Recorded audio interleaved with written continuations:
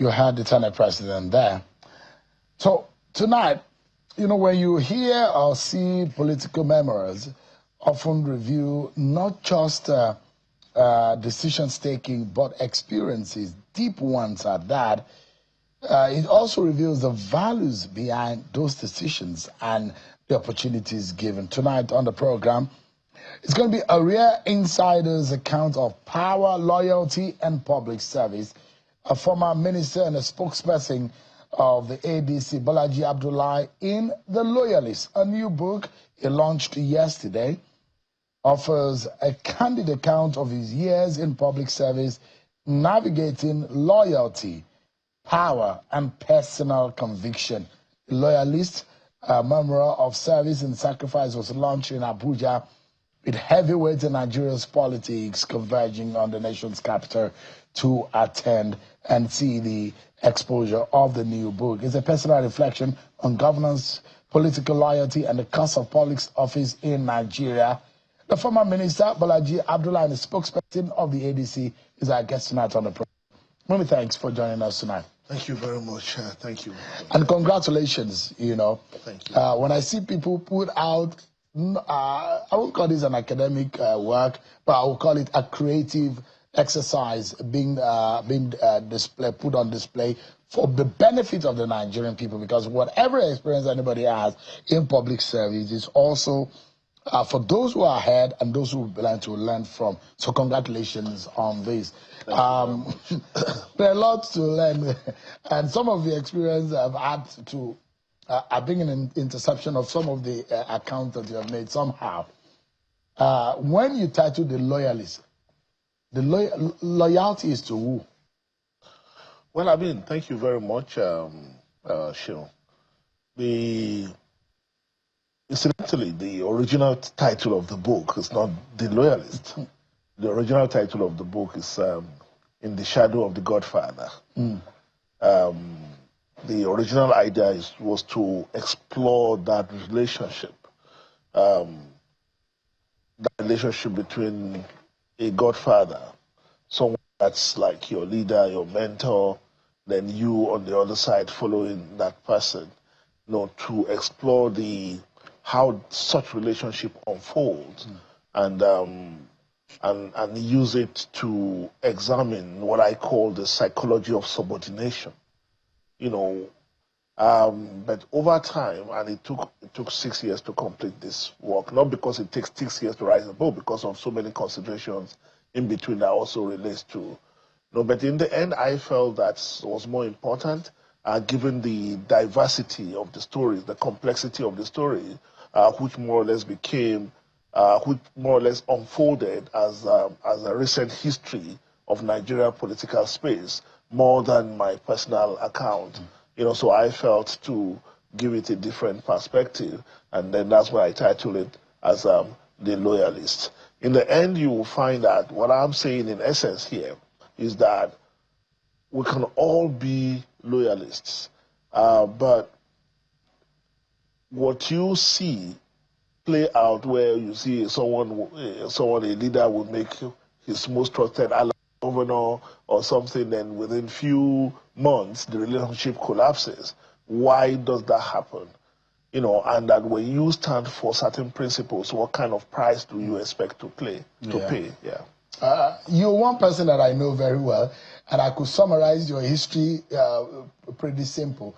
And largely part of your political journey, you've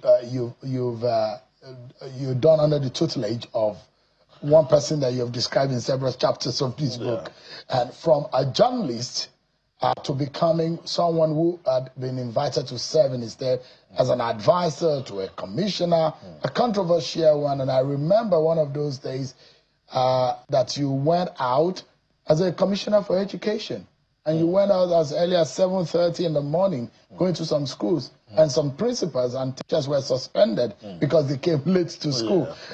You became the talk of the town, and you tried to put some reforms in place. You wanted to be governor. You wanted to be senator. You became a minister.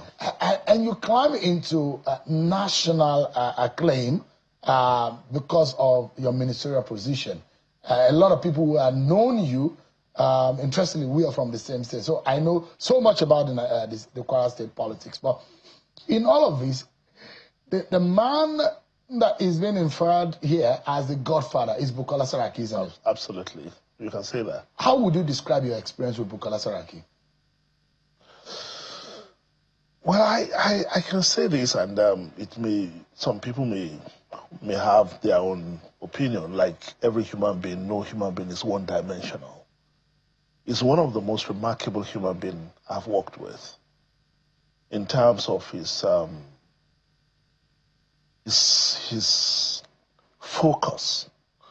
You know, when he sets himself a mission or an agenda or a goal, regardless of whatever it is, and you may not agree with the agenda, you may not agree with the goal, but once he sets it as an agenda, he has this laser focus, and he keeps driving it. It's relentless until he gets it done.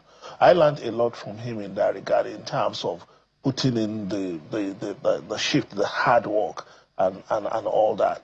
So he's extremely hardworking. I learned that in the 4 years that I worked as his aide. At a point, it became almost like competition between me and him on who could work harder, because I was his special advisor on policy, and I got to see. But I think national politics took him away. National politics took him away, and I had the opportunity to also watch his evolution, and into becoming someone who got preoccupied with politics. I think he's someone that, left alone, he will make an excellent administrator. Excellent administrator anytime. I don't know many people who have the ability to sit in a room among highly technical people and cut through all the flaws and focus on what really matters. He has that genius about him. So, and this also, in a way, a tribute to that. But a lot of things happen, in the evolution of his own politics, that led to the kind of situation that we eventually found ourselves. I mean, I know quite a few people who served with under Bukola Saraki, and it does look like, if people are talking about those who have eyes for quality, those who have, I know Bukola Saraki is one of them. Given all of the flaws that just like any human being will have, he's got very smart way of identifying talent. And I mean, yourself inclusive. And most of you are also in the team of those who served in his first term. Most of those who served as, he gave in to his father, being his political godfather also. Majority of the commissioners who served with him were half of his father's faction or team worked with him, and he had a lot of you who served as special advisors. Absolutely. And eventually, in the second term, now became his ministers and right-hand man. Akintoba Fatigun, the former... Who were like his de facto cabinet. Absolutely. In the first and some term. of you served as special advisors, very close to him. And even the man who became governor in the end, after him, was the commissioner for finance, his trusted allies and all whatnot. But something strike me here. In the chapter 5, chapter 6 specifically, where you talked about your ambition, and you had your mindset out on what you wanted, but it looks like the Godfather wanted you to be something else, and you thought that, well, you could be SSG if you couldn't be anything, but he told you that you should go back as commissioner. He said, rather being commissioner, I'd rather go and do a Harvard course that I wanted to do. And he thought that was you jumping ship. And you categorically told him that that's not jumping ship. How disappointing could it be? You thought you could be a good governor of Kwara State. That did not happen. And you thought that you could have been a good candidate for the party at the time, but against the run of play, Bukola Saraki didn't pick you. How disappointing could that be? It's not about him not picking me, and or it's not about me being disappointed. I don't consider myself to be the best. I believe times and chances and opportunities come. And I believe that if I don't become governor, I can be useful in other respects as well. But what I made clear here is the main thing about loyalty is that if I'm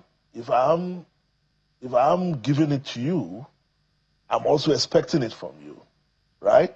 Like Herbert Spencer, whom I quoted here, said, he said, loyalty is a two-way traffic. If I'm asking it of you, I'm getting it. You are getting it from me, you know. And if you read here that when I went to, in the course of writing my earlier book, I visited Pastor Tunde Bakari's church to interview him, and he said something that I found quite profound. He said, don't treat as optional people who treat you as priority, right?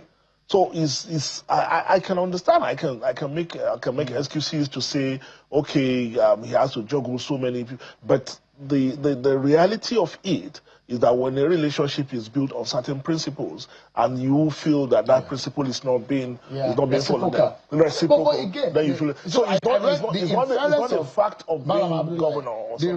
The inference of disappointment that I read here is that some of your colleagues, and the man who you eventually served again as Commissioner of Education, was a colleague in cabinet, cabinet, and you are that, you didn't want to go back as Commissioner. And other than being an SSD, the explanation when you got back to town was that he wanted a technocrat. A technocrat, And at the end of the day, you wonder where, if it's a bureaucrat or a technocrat, as you said. No, but that was not the point. I think the issue of the governorship came much later. But the point I'm making is that you had inferred here that if you look at the array of people whom he had given a go-ahead to go and run for governor, and you were not... They were politicians. They were politicians. And you thought that, look, why was that? I mean, you've thought about your service, your loyalty, whether or not he didn't pay off. No, I didn't expect that I would be given the opportunity to contest an election at that material time. And that was why at the end of my assignment as commissioner, the only thing I was thinking was to go to Harvard for my Mason fellowship, which I had already paid for, by the way. You know, so that was my plan, to go for that fellowship. You know, then he said to me, okay, then I felt that when my friend became the governor, I felt I could support his work and become the SSG. That's the governor, Abdullahi Ahmed. But the leader said, no, I wanted you to go back as commissioner. He even asked me if you wanted commissioner for works or commissioner for finance. I said, no, I would rather go back to commissioner for education to complete the work I was doing. Because for me, it's never about the money or the contract or anything, you know. So that was not the point of disappointment. The question is about the search for identity.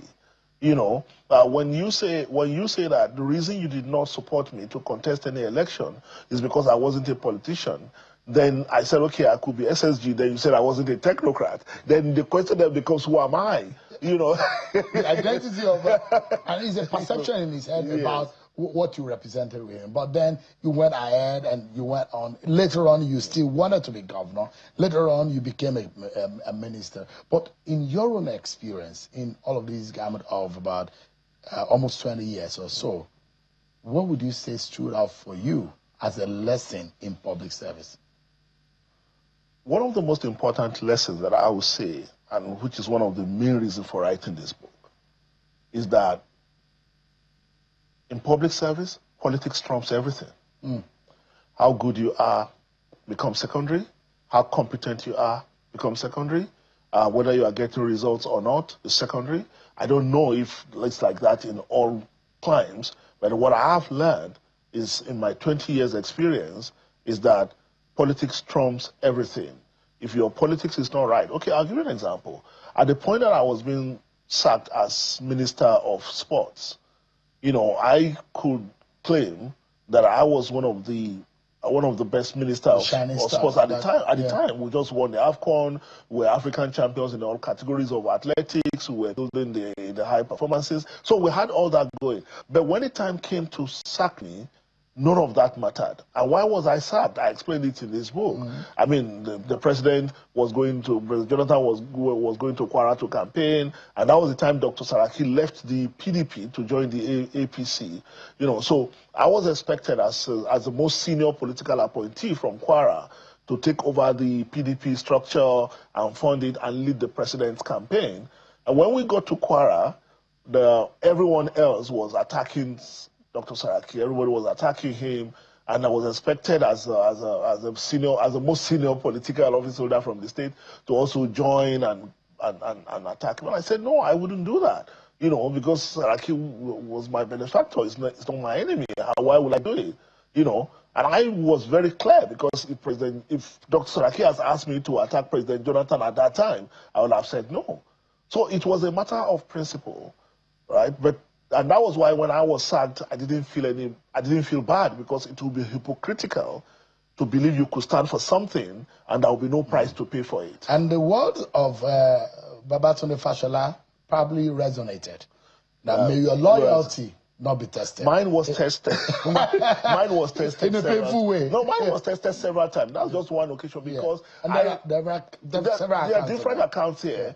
At the point you see, the thing about that kind of relationship, of having someone in front of you that's your leader, that everyone acknowledges to be your godfather, is that after a while, people stop seeing you, right? Because you don't really, like I said in the book, I was a minister, right? The minister was Dr. Saraki. I was a minister.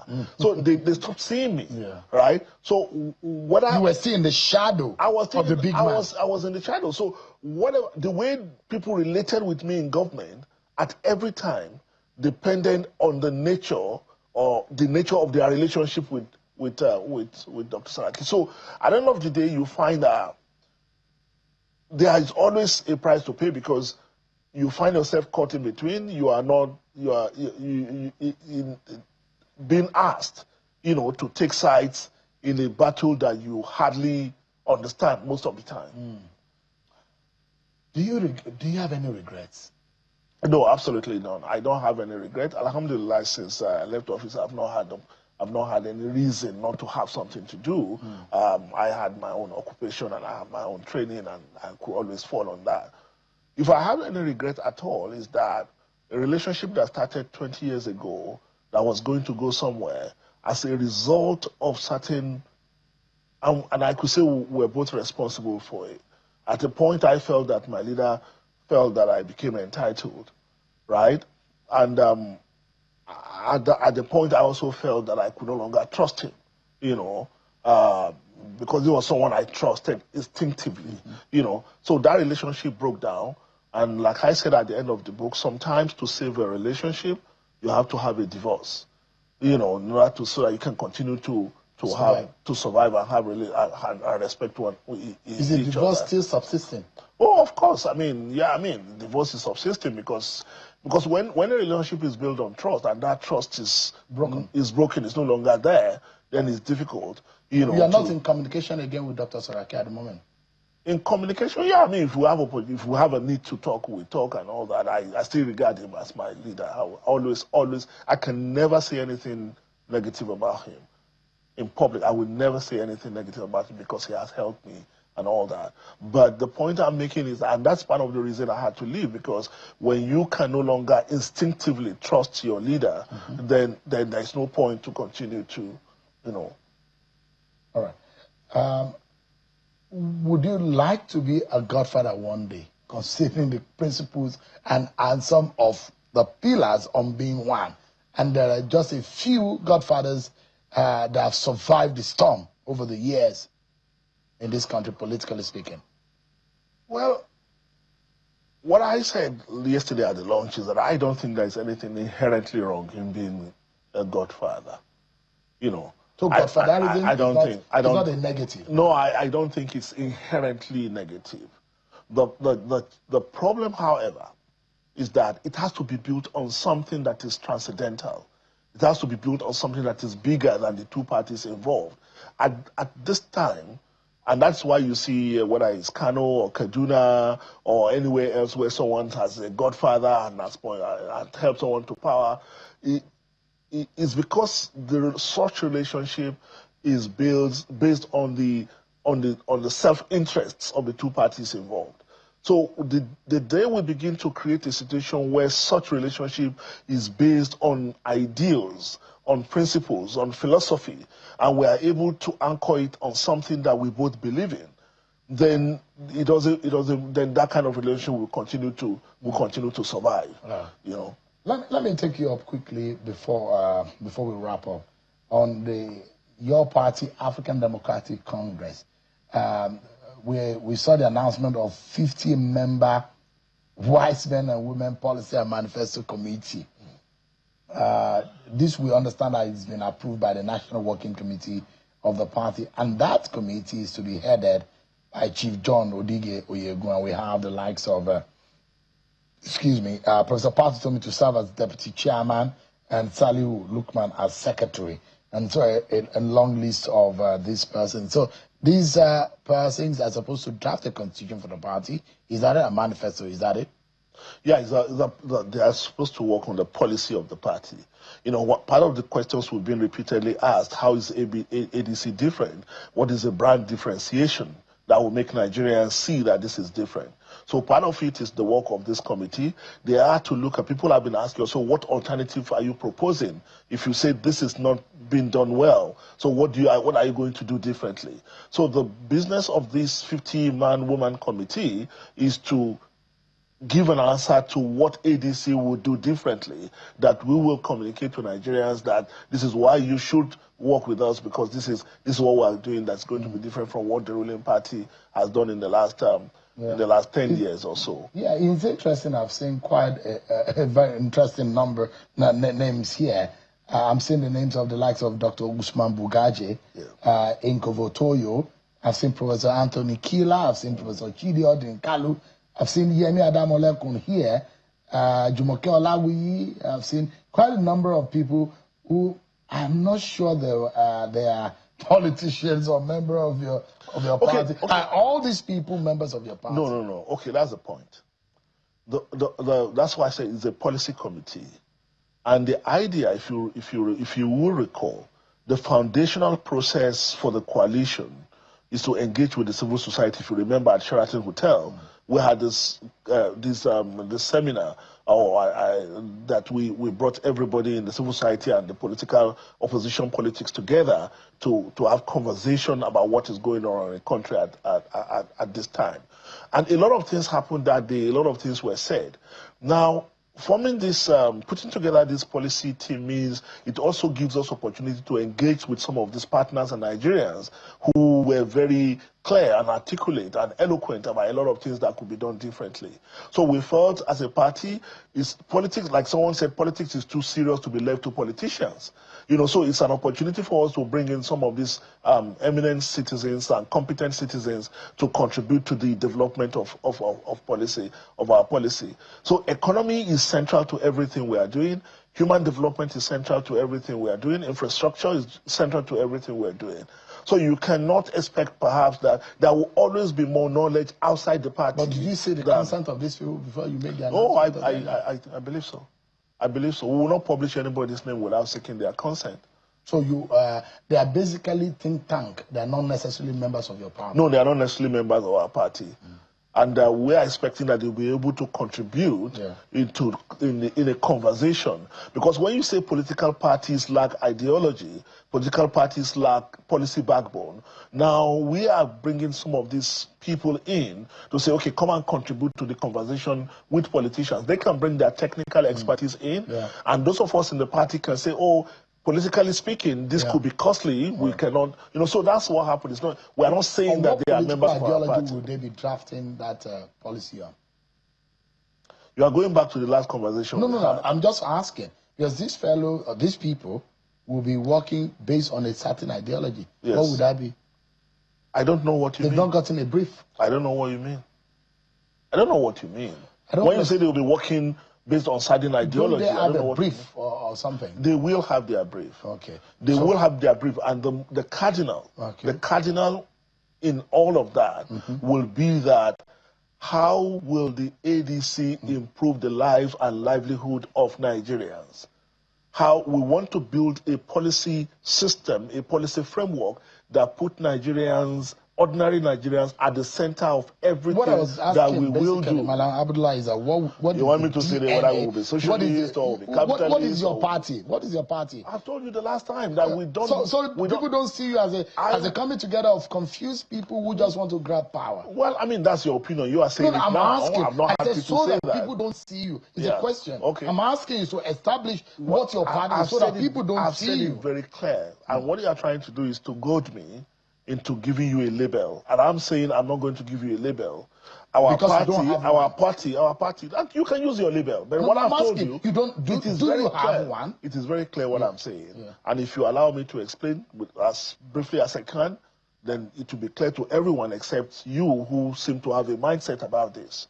And what is clear is that we want to build a party that put the welfare and interest of Nigerians first in everything we do. If our party is going to say, okay, let's remove subsidy, for example, the first question we'll be asking ourselves, how does this hurt the people? How does it help the people? How can the people cope with this? So we are building and that's one of the major briefs we are going to give this policy team.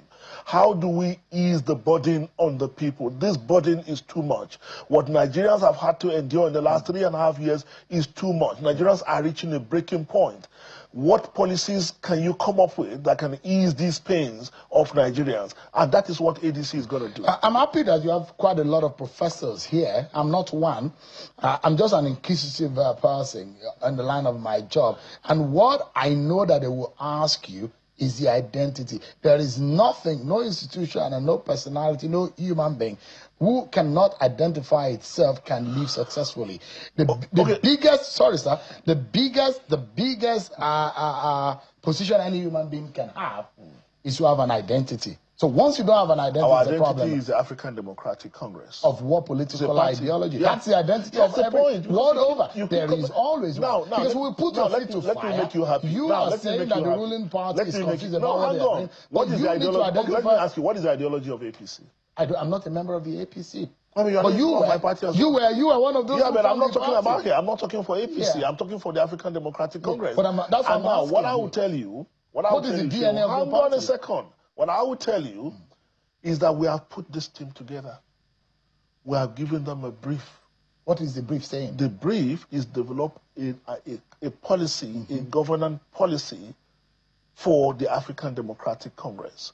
What can the African Democratic Congress do differently? And what we're trying to do, hang on, what we're trying to do is to create a political party that is able to authorize or deauthorize people elected on its platform. We are trying to create a political party that does not leave it to the discretion of anybody elected on its platform to decide what to do with power or not what to do. ADC is going to say this is what ADC stands for.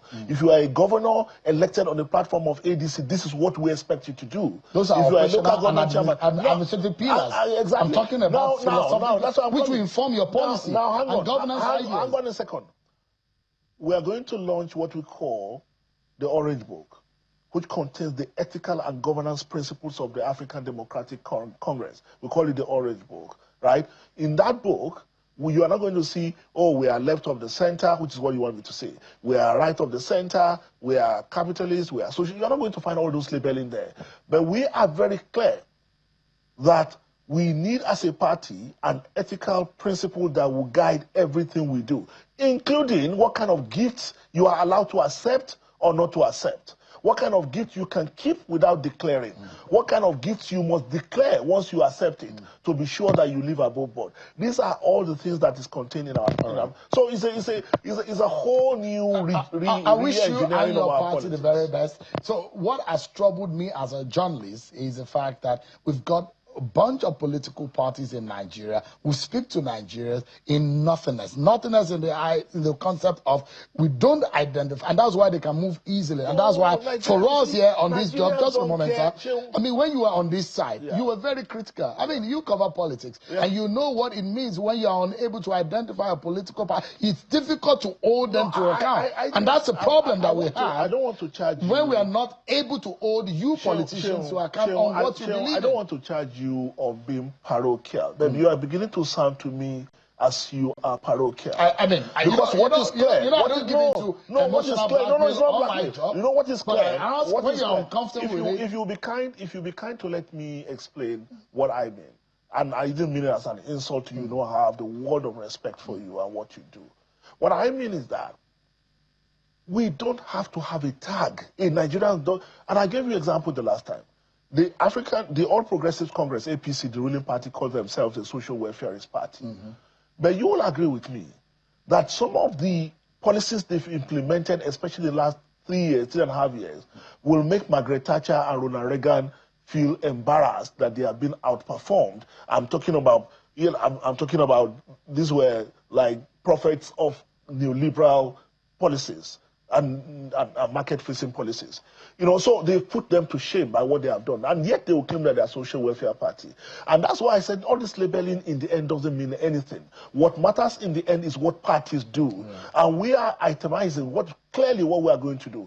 We're not going to give in to all these ideological labeling. If you look at what we do, then you can come to say, okay, given all this that they say they are going to do, then this is how we want to categorize them. And good luck to you. Malam Bolaji Abdullahi, thank you so much. Congratulations again on the loyalists. I will forever disagree on the principles that make our politics world over.